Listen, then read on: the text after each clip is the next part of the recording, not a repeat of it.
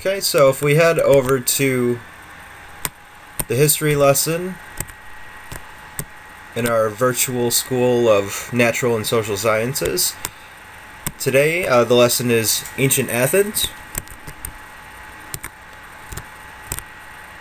And if you want, you can take a moment to check out the different pictures that are on the walls.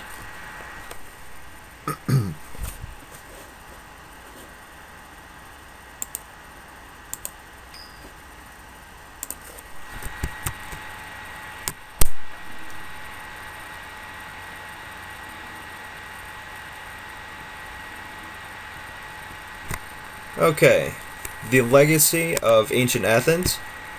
First, why don't you step up to the board and take a moment to generate a list of anything that comes to mind when you think of ancient Greece. Remember, you can create the sticky notes by right-clicking on the board.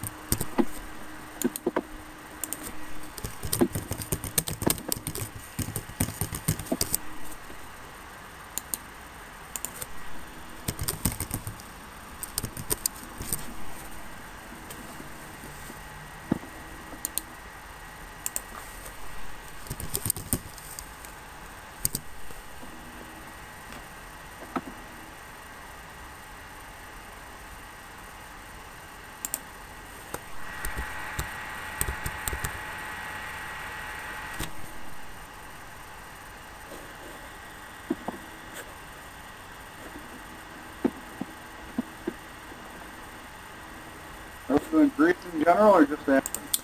We're primarily focused on the legacy of Athens, with a particular emphasis on democracy.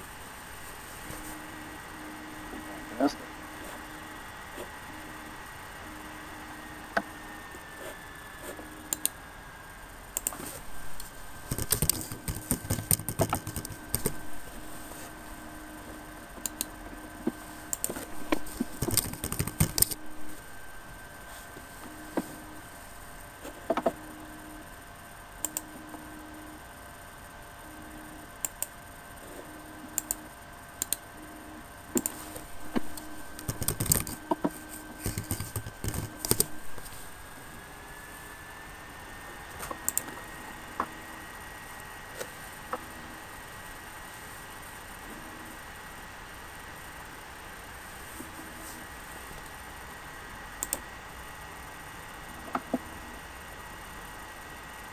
Okay, now finish up the last one or two ideas that you have.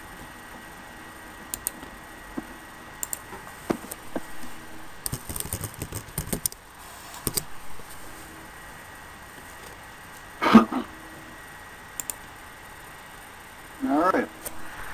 Okay, and let's see what we have.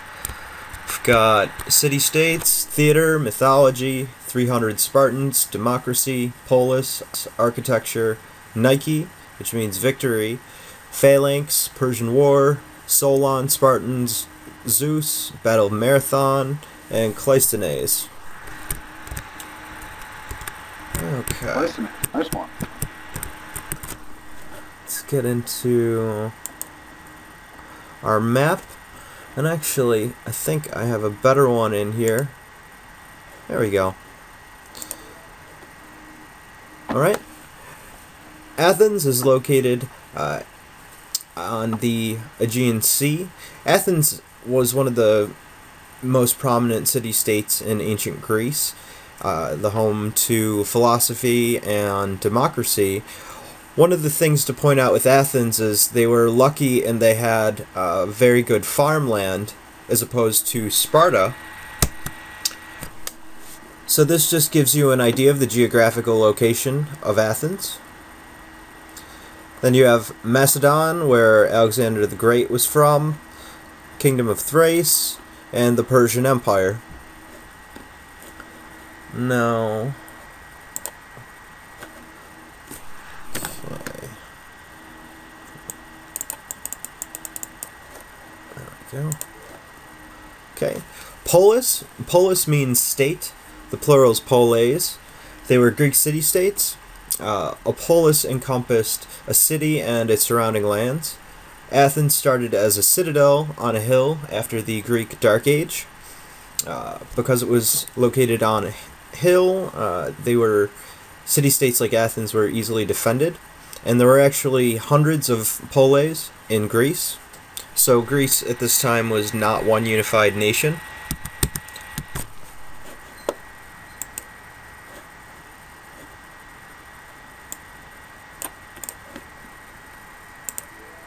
Athenian democracy. Demos means people. Kratos means power, not the character from the God of War video game. Key figure in democracy was Cleisthenes. The format of the government, you had the ecclesia, or assembly, the most powerful. Ecclesia was free to debate, held power of the purse. You had to be a male, free citizen in order to be a part of it, and they could choose the agenda of the government. This made Athens a full democracy. The structure was an assembly, a council of 500, and the courts. So unlike American democracy, the Athenian democracy actually had full direct influence from the citizens, from the people, so your vote actually counted, as opposed to the sort of representational government that we have in America. So instead of having electors in an electoral college elect a president, you actually got to vote directly for people into office. It was a level playing field. One of the key terms with Athens is egalitarianism, or equality. Even nobility contributed to democracy. For instance, if Athens decided to go to war, the wealthy and the elites and the nobles would have to contribute money. They would contribute supplies. Their own children would serve in the military. Customarily, the nobility would be in leadership positions in the military. There was accountability because politicians could face ostracism if they made a terrible decision. There were actually a few instances in Athenian history where leaders pressed for war and the wars turned out to be disastrous, and the politicians were actually kicked out of Athens, which at this time in ancient Greece, ostracism basically meant death. You were cast out and off to fend for yourself. One of the greatest fears of democracy was the development of factioning, or factions, which is also echoed in the Federalist Papers of our American history. Factions were where individuals or groups would seize or abuse public goods for private gains. To liken it to our American government, factions are very similar to interest groups, lobbyists, and PACs, or political action committees. These small groups of usually elites who are more interested in using the public goods, tax dollars, and whatnot for their own private benefit and not for the public good. Okay, a comparison of Athens and Sparta. Sparta and Athens were the two most prominent of the Greek polis. Athens was democratic, greater concern for philosophy and democratic citizenship, and a good amount of arable land. Sparta, on the other hand, was a military monarchy. They're focused on the state and the military, and they had limited arable land. For instance, the limits on arable land in Sparta actually resulted in them conquering nearby peoples who ended up being called the Helots, and they kept the Helots as slaves in Sparta. So in order to keep these slaves, who far outnumbered the Spartan citizens, and if they rebelled they could overthrow Sparta, in order to keep the slaves and the helots down, they needed to form this militarized government, this military monarchy, a government focused on a strong military, in order to keep them down and to avoid insurrections. Interesting to note about Sparta is they would actually have a holiday once per year where they would slaughter helots for fun. As Dr. Ederer has coined it, he often referred to Sparta as being the proto-Nazis of ancient Greece, in fact. So you see there's huge differences between Athens and Sparta. Athens more democratic. It's not based upon a standing army. It's not based upon a military government focused on subjugation of slaves. Okay, next discussion. Take a moment to think about Athenian democracy in the context of the election that just passed. In your opinion, how do you think the Athenians would view our political system? Do you want us to just talk about it now, or Oh, sure, you can talk about it, and then I'll have you do... We'll talk about the first prompt, and for the second one, I'll have you do post-its. okay? And I like how you related the factioning to what the federal papers talk about and the system that we are falling prey to nowadays, and how it's just one party or the other. It can't be. It really can't be a third party nowadays.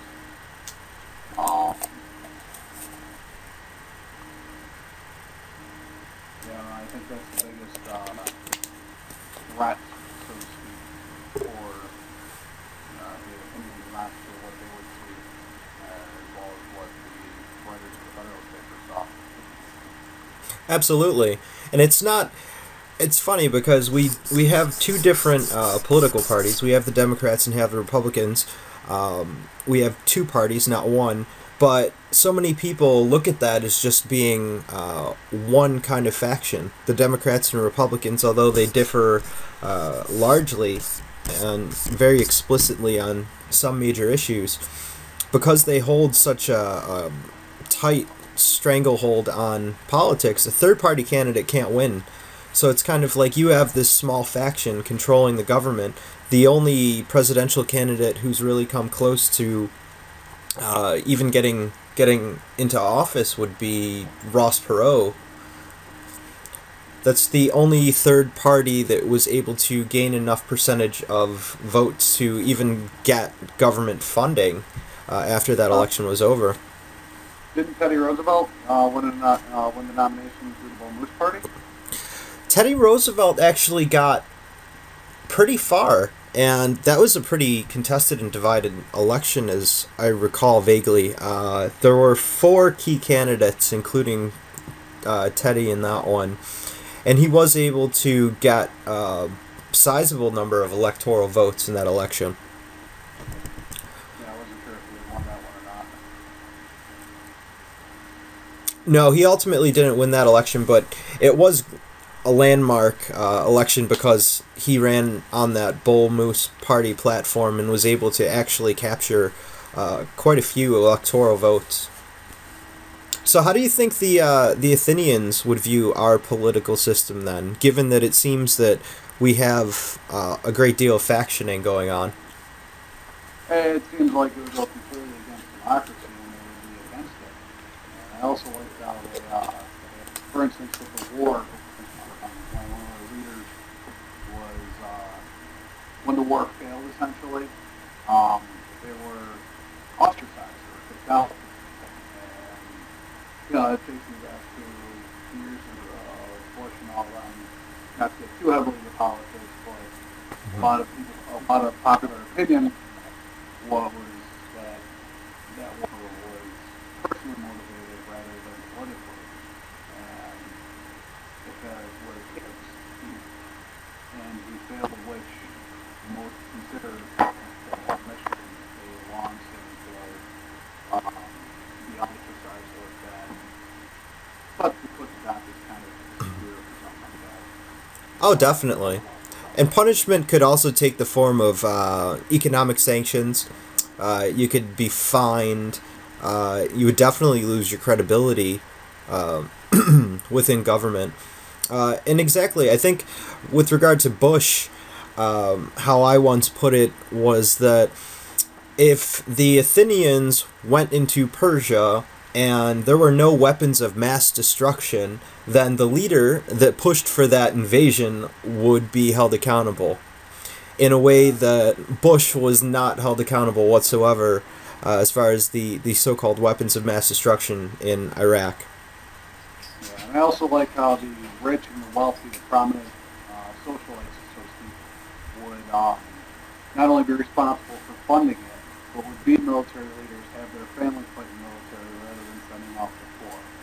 Oh, absolutely. They took part in it. I mean, when they were voting for war, and that's something that's really unique about true democracy, as you can see in Athens versus American democracy.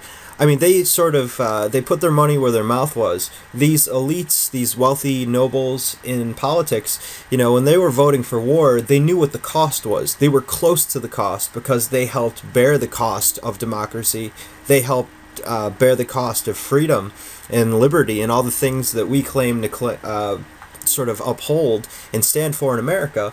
You know, they were directly a part of it. I mean, these people would go over and be military leaders. It would come out of the pockets of the elites. They would contribute a great deal to supplies, weapons, armor, all that. I mean, their children, their sons would be fighting in the war, fighting and dying in the war too. So they weren't insulated in the way that American politicians are. Absolutely. I think that's the best way to go about democracy rather than what we have. Absolutely. And it's really interesting too when you're studying ancient Greece to compare Athens to Sparta.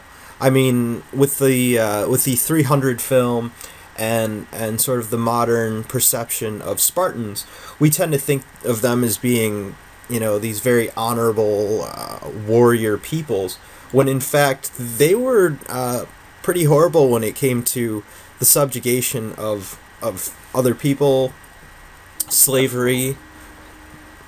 The various oligarchies they set up, and how at one point they had pretty much complete control over the entire region. Absolutely. I appreciate their style in one hand, at the same time, it also is, what's the word I'm looking for? Just very violent, and obviously not of the people, it's only of the select few. Oh, definitely. And the Athenians and Spartans had many, many wars with each other. We tend to focus on Greece sort of, kind of uniting mutually to fight the Persians during the Persian Wars, but the Spartans and Athenians were at each other's throats pretty consistently, resulting even to poisoning each other's water supplies with corpses and using biological warfare on each other. Yeah, and it's funny too, because to compare and contrast the democracy to the oligarchy, you know, Athens to Sparta, Spartans were very set in their traditional ways, especially with fighting for the phalanx and all that, whereas the Athenians, because of democracy, because of their openness to the people, were able to advance more technologically. I remember reading at one point a story of an actual of the Spartan surrender, which was taught in popular culture never happens. Quote, the reason the Spartans surrendered was because the Athenians used feminine weapons such as bows and arrows. Yes, one of the biggest things that broke the Greek phalanx was the use of the bow and the use of chariots, and also the Persians had mounted archers, and that was a surefire way to break up a Greek phalanx. Absolutely. If you have people on horse riding around shooting at the phalanx with bows, they're eventually going to whittle it down. Although eventually you'll see Athens and Sparta both ended up falling under the rule of the Macedonians under Alexander. And what's interesting about Alexander militarily is that Alexander and the Macedonians were able to conquer Greece because their spears were much longer in their phalanx. Absolutely. And then they were able to merge the military thought process, so to speak, as they conquered the rest of the more Roman town. Definitely. I think one thing to mention too, with regard to Athenian democracy and American democracy, Plato always said that democracy was the worst possible form of government. And, I mean, Plato always advocated for a philosopher king ruling a nation, and that democracy would inevitably give way to factioning, it would give way to oligarchy that would not serve the interests of the people. So just kind of thinking about that, do you think that democracy is Athenian democracy, actual, true, direct democracy, something that's a positive, that's a good form of government? Or do you think that Americans were actually kind of clever in the way they developed a more representational republic style of government that sort of limits the ability of the public to mess it up, but at the same time it kind of has that caveat of creating factions that control the government that are immovable? And that's where it gets tricky, because I understand where Plato comes from with, and not necessarily the philosopher thinking, but the educated, and that obviously rolls into American version of democracy with more representative republic. Because, you know, on one hand you don't want the average Jewish schmo who's uneducated, who just is going purely off of passion rather than off of intellect, you know, taking control. But at the same time, when you put the wealthy or the elite solely at power, as we want to avoid, and what we're dealing with, you know, with recent Occupy movements and etc., the people do not feel like they're heard, especially with the faction and the two-party system that we have, because it's got to be one way or the other. It can't be a mixture of both or neither. Do you think that we do, kind of stepping out of the role of a demonstration lesson here, do you think that we do a disservice to students by overemphasizing the idea that America's a democracy? Do you think that it's a disservice to kind of emphasize that when perhaps we should be pointing out that we're much more like the Republic of Rome? Do you think that it's somehow unfair that we're constantly pushing this idea of democracy when in actual practice it's very limited? Oh, absolutely. Yeah, that was one of the big things that kind of hit me when I first started going to college, was the fact that we really are not a democracy. We are more like the Republic of Rome, and there's been many books and papers published comparing the comparison of the two. And the problem with that is the average person truly believes they have a say. You know, like for instance with the most recent presidential election, there were many debates with freshmen, particularly at Ball State, that were saying, well, what's the point? They're just learning about the Electoral College. They're really learning that they only have a vote for a representative to a vote for the president, and that they really have no technical say in who's going to be the president. And trying to encourage people to vote once they find out information like that, and to exercise that right and that privilege that they do have, is a very difficult thing to do, especially when states like New York have historically done one way solid. You know, New York being obviously democratic, and our electorals have voted in that fashion for, well, as long as we've really kept track, I believe. Oh, definitely.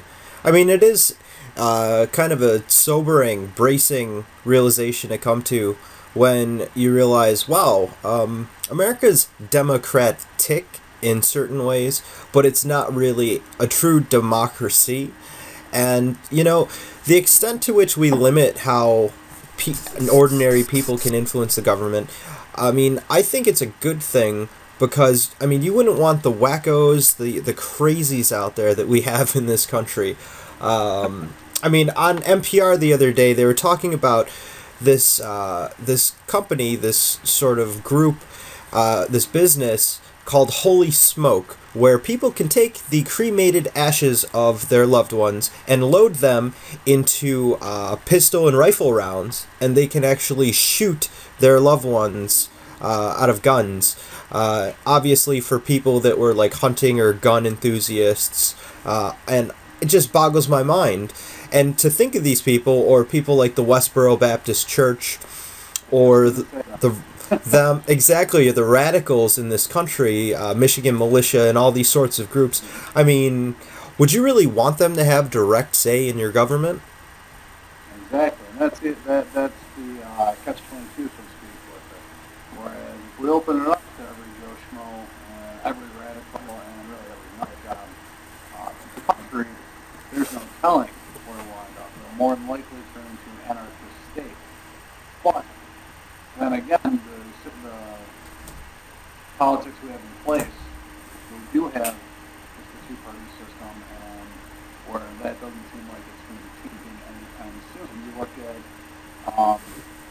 the Senate and Congress and issues with them previous to this presidential election, where the Republicans will do everything they can to filibuster or block anything and everything that Barack Obama is doing, because Mm-hmm. good for the country, not because it was good for the little man, because they wanted to be representatives in Congress. Absolutely. And I mean, I think the idea of filibusters in general is preposterous. That you should be able to legally stall government as long as you want, as long as they don't put together, a cloture to break the filibuster, which is a process unto itself. Exactly. It's absolutely preposterous, like you said. And it's hysterical that the quote-unquote beacon of the world, so to speak, as we try to pronounce ourselves, gets less done than a village that has the direct leadership, that has its own quote-unquote monarchy. Oh, definitely. I think you bring up a good point, too, like a village or something like that.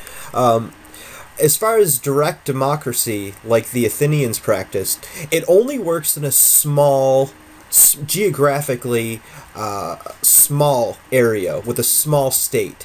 You could not have a true democracy across the entire continental United States. It just would not happen because it's too physically large.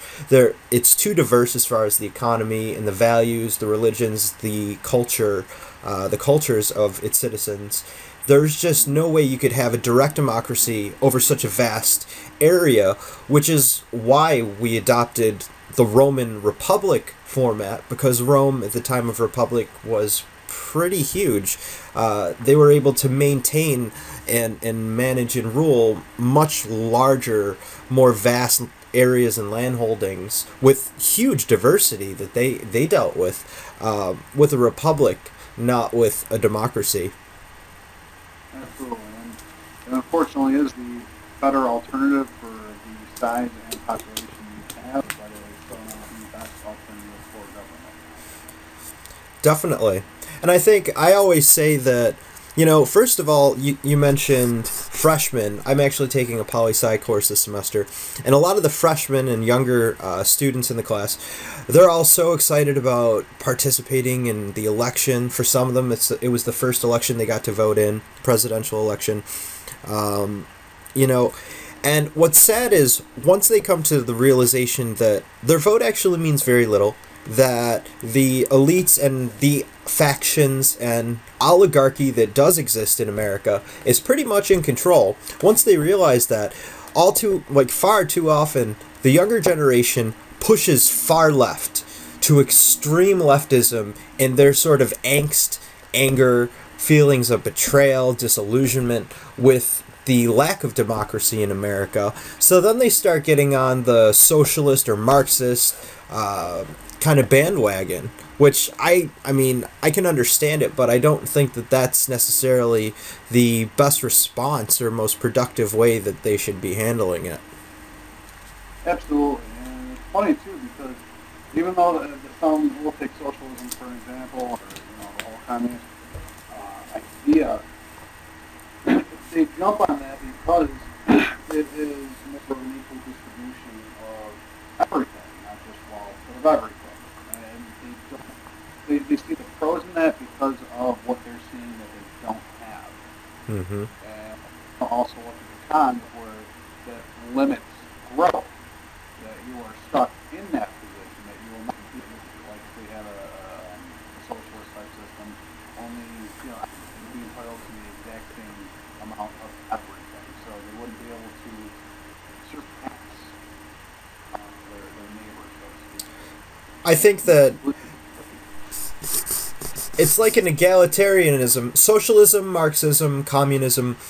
I think it's an egalitarianism that breeds mediocrity.